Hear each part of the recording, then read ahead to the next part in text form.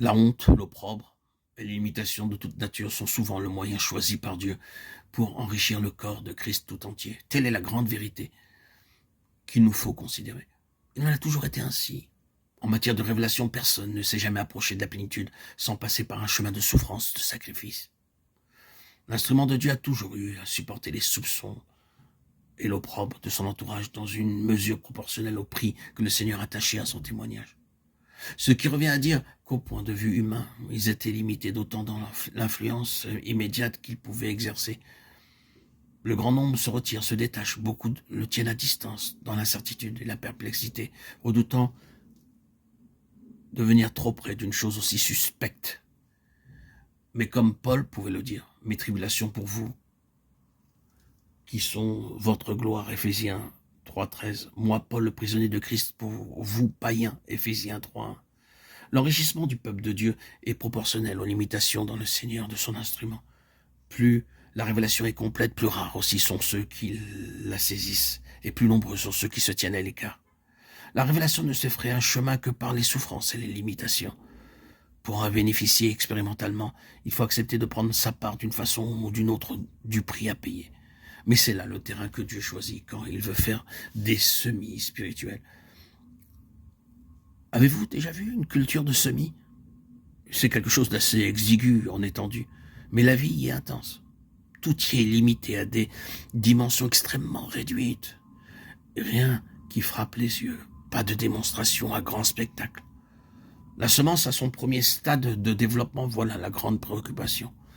On ne peut pas toujours se rendre compte, là, du sens réel et de la vraie valeur des choses. Mais on peut faire le tour du monde et contempler partout des jardins innombrables qui ne sont autres que la maturité superbe de cette culture restreinte, mais intensive de semis sans apparence. Si jamais il eut un enclos fécond en semis de cette nature, ce fut bien la prison de Paul à Rome. En ce qui concerne le témoignage de Jésus, tout ceci peut trouver une application pratique dans nos vies individuelles. Nous serions souvent portés à nous regimber contre les restrictions et les limitations. Ce qu'il nous faut, prétendrons-nous volontiers avec une pointe d'impatience, c'est quelque chose de plus large, de moins étouffant. Mais si la volonté de Dieu est que nous soyons à la place où nous sommes, acceptons-le avec foi et peut-être constaterons-nous un jour que cette situation portait en germe quelque chose d'infiniment plus vaste que tout ce que notre pauvre jugement humain pouvait prévoir. Pendant 1900 ans, le ministère de Paul n'a cessé de devenir de plus en plus précieux à son Seigneur. Je me demande s'il n'a jamais soupçonné que son emprisonnement aurait été conséquence là. Cette conséquence est que les épîtres dont ces chaînes furent l'occasion répandraient ainsi leur richesse dans le monde entier. Ce qui est vrai pour les individus est vrai aussi pour les unités collectives, pour les rassemblements locaux, pour tous ces groupements corporatifs qui représentent le peuple de Dieu dans sa dispersion. Ils sont un dans leur communion fraternelle, pour peu qu'ils aient à cœur le témoignage intégral à rendre à notre Seigneur.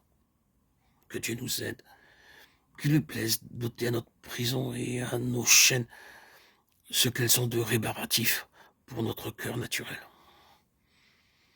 Qu'il nous fasse réaliser que loin d'être une imitation imputable aux hommes et aux circonstances, ce sont les chaînes du Seigneur, et que par conséquent, bien que la porte reste fermée, parce que la porte reste fermée, des perspectives illimitées nous sont ouvertes